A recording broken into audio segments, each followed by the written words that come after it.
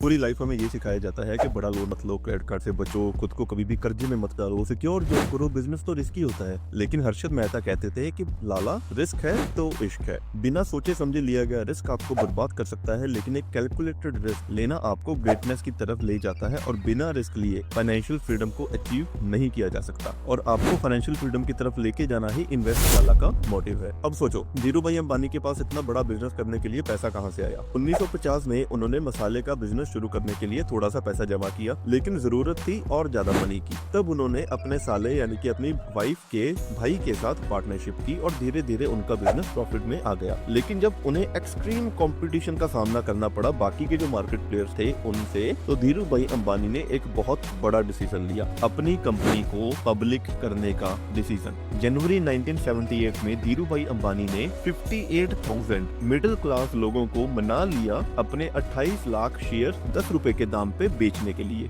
उनका मैथमेटिक्स बड़ा सिंपल था, 28 लाख इंटू 10 यानी कि 2 करोड़ 80 लाख। अब सोचो उन पे कितना प्रेशर होगा, बिकॉज अब उन्हें सिर्फ अपना पैसा मैनेज नहीं करना, 58,000 इन्वेस्टर्स को रिटर्न बना के देनी है उन्होंने। लेकिन ये अमाउंट जो पहले 2 करोड़ 80 लाख था, आज की डेट में इसकी वैल्यू 1 लाख करोड़ के आसपास है। उन्होंने सिर्फ अपनी फैमिली को मैनेज नहीं किया, बल्कि हजारों और फैमिलीज थी जिनको रिटर्न कमा के दिया। अब यहाँ पे एक सिंपल सा क्वेश्चन आपके सामने आता है, ऐसे कैसे एक नॉर्मल सा स्कूल गोइंग बच्चा रिलायंस जैसी बड़ी कंपनी खड़ी कर सकता है? ये समझना जरूरी है कि अमीर लोग अमीर क्यों होते जा रहे हैं और गरीब लोग आज भी क्यों स्ट्रगल करता जा रहा है। क्यों 80% दौलत सिर्फ 20% लोगों के पास है? अब रॉबर्ट कियोसाकी इसका जवाब हमें देते हैं अपनी book rich dad poor dad में। उन्होंने बोला है कि जो मिडिल एंड पुअर क्लास लोग हैं ना, और जो अमीर लोग हैं, उनमें सबसे बड़ा डिफरेंस होता है एजुकेशन का। यहाँ पे वो स्कूल या कॉलेज वाली एजुकेशन की बात नहीं कर रहे, बल्कि वो बात कर रहे हैं फाइनेंशियल एजुकेशन की। रॉबर्ट के अकॉर्डिंग पैसे को हैंडल करने के 3 सबसे इंपॉर्टेंट फैक्टर होते हैं। सबसे पहले होता है टैक्स, फिर होता है डेट, और तीसरी होती है फैंटम इनकम। तो हम सबसे पहले बात करते हैं टैक्स की। देखो, अमीर या बिजनेसमैन ना ज्यादा पैसा कमाने के बावजूद भी कम टैक्स देते हैं, क्योंकि वो अपने हर खर्चे को बिजनेस एक्सपेंस में शो कर देंगे। मेरा एक दोस्त है जो कि अक्सर 4 स्टार 5 स्टार होटल में स्टे करता रहता है, जबकि उसे ये पसंद नहीं है। वो सिंपल सी जगह पे भी रह सकता है, हर जगह पे उसके रिलेटिव दोस्तों के घर हैं। लेकिन एक दिन मैंने उससे पूछा कि अगर उसे पसंद नहीं है तो वो करता क्यों है? तो उसने जवाब दिया कि जब भी वो इन होटल्स में स्टे करता है तो इनके जो बिल होते हैं वो अपने बिजनेस एक्सपेंस में शो कर देता है, जिसकी वजह से उसे बहुत ज्यादा मुनाफा होता है जब उसने टैक्स फाइल करनी होती है। लेकिन मिडिल क्लास है जो मेजोरिटी सेक्शन सैलरी के ऊपर अर्न कर रहा है, उनका टैक्स पहले ही कट जाता है, उसके बाद उन्हें सैलरी मिलती है। अगर आप कहीं काउंट करने के लिए बैठो, अगर आपकी साल की इनकम 12 लाख या उससे ज्यादा है, आप एक साल का 30 to 40% इनकम अपनी एज अ टैक्स पे कर रहे हो गवर्नमेंट को। बिजनेस पर्सन यही पैसा अपने पास रखता है, वो भी लीगल तरीके से, क्योंकि बिजनेस करने वाला हर खर्चे को अपने बिजनेस एक्सपेंस में डाल देगा, चाहे उसने नई गाड़ी ली हो, चाहे उसने नया आईफोन लिया हो। और जब उसकी इनकम में से बिजनेस एक्सपेंस माइनस होगा तो बचे हुए पैसे पे ही उसने टैक्स पे करना है। इसलिए स्मार्ट बिजनेसमैन हमेशा अपने टैक्स को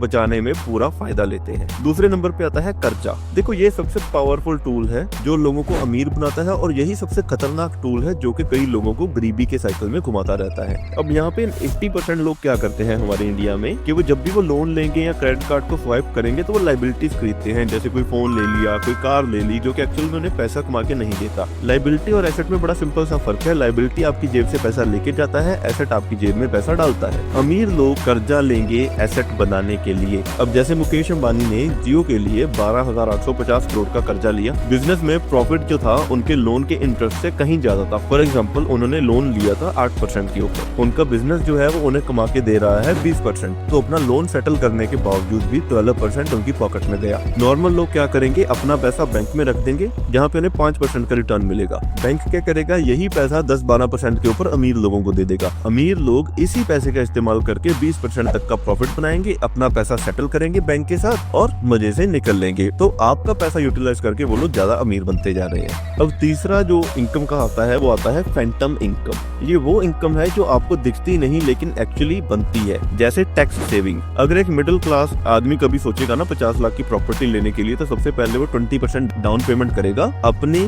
सेविंग में से, वो सेविंग जो उसने टैक्स देने के बाद की है। लेकिन कोई भी अमीर आदमी वो क्या करेगा, एक बैंक के पास जाएगा, वहां से लोन लेगा और उसी लोन के थ्रू वो प्रॉपर्टी को परचेज करेगा, और उसका एक्चुअल कैश फ्लो जो होता है वो बहुत ज्यादा कम होता है। इसी डिफरेंस को कहते हैं फैंटम इनकम। ये आता है राइट फाइनेंशियल एजुकेशन के साथ, और यही फैंटम इनकम है जिसका सहारा लेके रिच डैड पुअर डैड के ऑथर रॉबर्ट कियोसाकी ने 8000 रेंटल प्रॉपर्टीज बना डाली। देखो इंडिया में फाइनेंशियल लिटरेसी की अभी बहुत कमी है। आरबीआई की माने तो सिर्फ 20% लोग हैं जो कि फाइनेंशियली लिटरेट हैं। इसी की वजह से अमीर लोग भी कभी कभी बैंकरप्सी का सामना कर लेते हैं। पैसे की वैल्यू तभी है जब आप उसे अच्छे से मैनेज कर पाओगे। बाहर के एक्सपीरियंस देखो या चाहे आप चाय सुट्टा बार के अनुभव दुबे के एग्जांपल ले लो। नॉन प्रिविलेज बैकग्राउंड से आया था, कोई बहुत बड़ी फंडिंग रेज नहीं की, लेकिन उसने 150 करोड़ का बिजनेस खड़ा कर दिया सिर्फ और सिर्फ स्मार्ट बजटिंग और इन्वेस्टमेंट के दम पे। फंडा बड़ा सिंपल है। यहाँ पे आप अपनी इनकम का 20% इन्वेस्ट करना शुरू कर दो, इंश्योरेंस लो, लाइफ के मेजर गोल के लिए प्लान करो जैसे कि अपनी रिटायरमेंट, बच्चों की शादी, बच्चों की पढ़ाई। It is not about how much money you make guys, it is about how much you